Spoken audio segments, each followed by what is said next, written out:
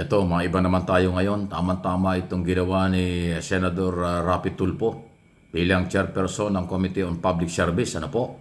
Kanyang ginawa ang inspeksyon sa mga motor pool ng mga bus company.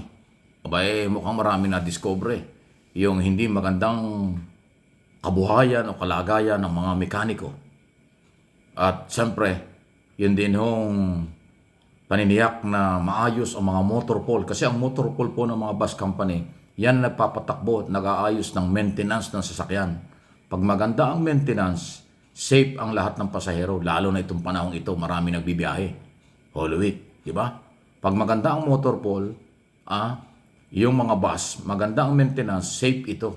Walang problema. Pero pagpalpak ang mga motor pool, lahat to kasi mga bus terminal, dapat may mga motor pool yan. Para nga ho sa lahat ng klaseng kailangan ng kanilang sasakyan, yung araw-araw na maintenance, araw-araw na pangalaga, araw-araw na ma-check, pati yung kalagayan ng mga empleyado ay dapat nasa ayos. Nagkaroon po ng pagsusuri si Senator Tulfo, Rapi Tulfo, bilang chairman ng committee tungkol dyan. Parang ito po ay nangyari na tinatawag na random surprise inspection. Kasama dyan ang Land Transportation and Franchising Regulatory Board, LTFRB, Land Transportation Office, LTO, Technical Education and Skills Development Authority o TESDA. Ayun pala yun. Opisina ni Senator Tulfo, kasama ang mga opisyalis ng LTFRB, LTO at saka TESDA. So, timing. Tama-tama yan. Yung bang kaalaman ng mga mekaniko at ng mga empleyado ron na nakakasunod ba sa TESDA requirements? Yung bang mga lisensya, yung mga drivers, at yung prangkisa ay nasusunod ba? Kaya ho, tamang-tama itong galaw na ito. At mahalaga nga ho, sinasabi na ang maintenance para sa preemptive magkaroon ng maagapan ang anumang magiging dulot ng hindi maganda sa pagbibiyahe ng mga bus company kung nasa ayos ang maintenance nito. Naku, kasama rin po na nakita nga po yung kalagayan ng mga mekaniko. Kung tama ba ang kanilang trabaho, kanilang ginagawa, at yung kanilang oras ng trabaho. Kaya ang TESDA ay kasama. At nasaksihan ho nila na eto na, meron palang mga iba-ibang mga violation. At sinabi pa ni Tulfo bilang Vice Chairman ng Senate Committee on Labor and Employment, nakita nila ang kawawa daw na kalagayan ng mga mekaniko. Ibig sabihin baka overwork yan o baka sobra sa hindi matrato, maayos na pagtrato o sobrang trabaho. Halos lahat niya napuntahan daw ho ng mga motor pool ay wala daw proper safety. Nako, walang proper protection, walang safety ang mga mekaniko. Alam niyo, mekaniko binubuno niyan, mabibigat na mga bakal at mga mechanical yan Tapos walang protection, bawal yan. Ang mga machine equipment na ginagamit pang maintenance sa mga bus company, sa motor pool daw ay isa rin ho sa nakitang hindi rin maayos. Ito daw ho ay mapanganib, takaw, aksidente. Doon daw ho sa kung saan magiging biktima yung mga trabahador. Kasama nga dyan ang mekaniko. Pwede kang, alam nyo, pag mechanical, pwede kang maputulan ng kamay, pwede lahat to. Kaya kailangan maayos. Wala rin daw ho sila mga gloves sa working. Parang wala talagang safety. Lahat ng protection wala. Kaya hinamon din po ni Tulfo at hinahanapan daw po ni Senator Tulfo at saka ng TESDA. Hinahanapan nila na kung merong certificate mula sa TESDA. Ayan, pati yun nadamay.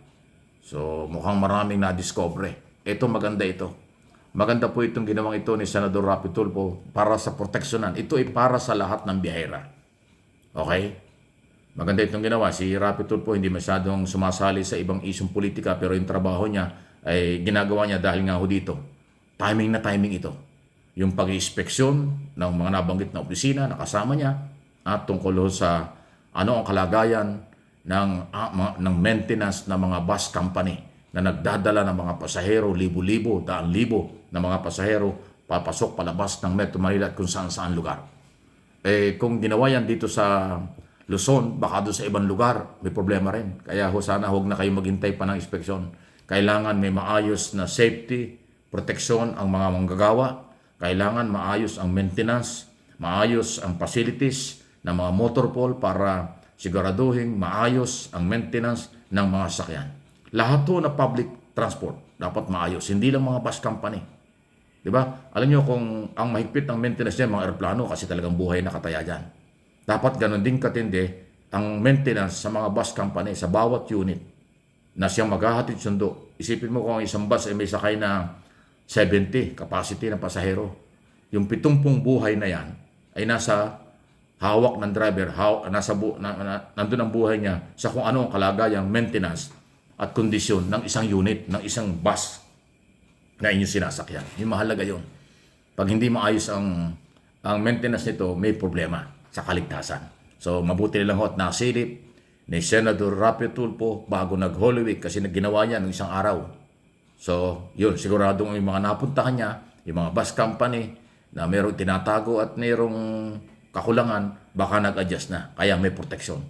Actually, hindi na dapat senador ang gumawa nito pero napilitan si Senator Tulfo, Rapi Tulfo, na gawin ito dahil para matulungan din ang LTFRB, LTO at saka TESDA. Kasi yan ang mga ahensya ng gobyerno na talagang merong responsibilidad para tutukan po ang kaligtasan ng lahat ng mga nagkukommute, lahat ng biyahero, biyahera na sumasakay sa mga public transport kahit na yan ay pag-aari ng pribadong company. Ang ganda niyan, mabuhay ka senador. Sana all. Yan ang importante kahit naka-recess, nagtatrabaho sa kapakanan ng mga motorista at ng mga biyahero. Daan-daan libong biyahero po ang nailigtas dyan. Daan-daang biyahero papasok, papalabas ng Metro Manila kung saan man nagbibiyahe mga bus company yan ang natiyak na sila'y safe kasi nagkaroon ng inspeksyon, kung ano man ang pagkukulang at violation, definitely mag-a-adjust. Dahil kung hindi sila mag-a-adjust, ay babalikan niya ni Senador. Kasi siya nga yung chairman ng komite na merong jurisdiksyon at obligasyon na rin at malasakit sa lahat ng sektor na gumagamit ng public transport. Ang galing yan. So, sana all sa mga probinsya, mga bus company, okay? Sana yung mga barko, ganun din. Di ba yung aeroplano, okay na yan. Ibang department na yan. Kayang-kaya nilang maintenance yan. Yung mga aeroplano, mga barko, yung lahat to. Yung mga motorbangka, motorboat, maliliit na mga sasakyang pandagat na island to island lang biyahe na maliliit. Yan, dapat humaayos din ang maintenance niyan. Hangad natin ang kaligtasan ng lahat ng Pilipino, anuman ang kasarian at relihiyon ninyo, ngayong Semana Santa na kayo makarating sa inyong mga probinsya ng kompletong pamilya, makabalik sa inyong pinanggalingan kung saan kayo nanggaling sa Metro Manila, kung saan man, sa buong bansa, maging sa abroad, na matagumpay din po at walang problema. Okay? Enjoy lang po tayo kahit paano, pero huwag tayong makalimot ano ho ang ibig sabihin ng Holy Week. Hindi po ito puro kainan lang, lasingan pa yung inuman, kung ano-ano, mag-swimming, mag-enjoy, pero yung kahalagahan ng Holy Week, yung ating Panginoon, huwag nating kalimutan. Mahalaga po yan para sa ating kaalaman, kaligtasan, katahimikan, kapayapaan. Please like and share ng ating video ito.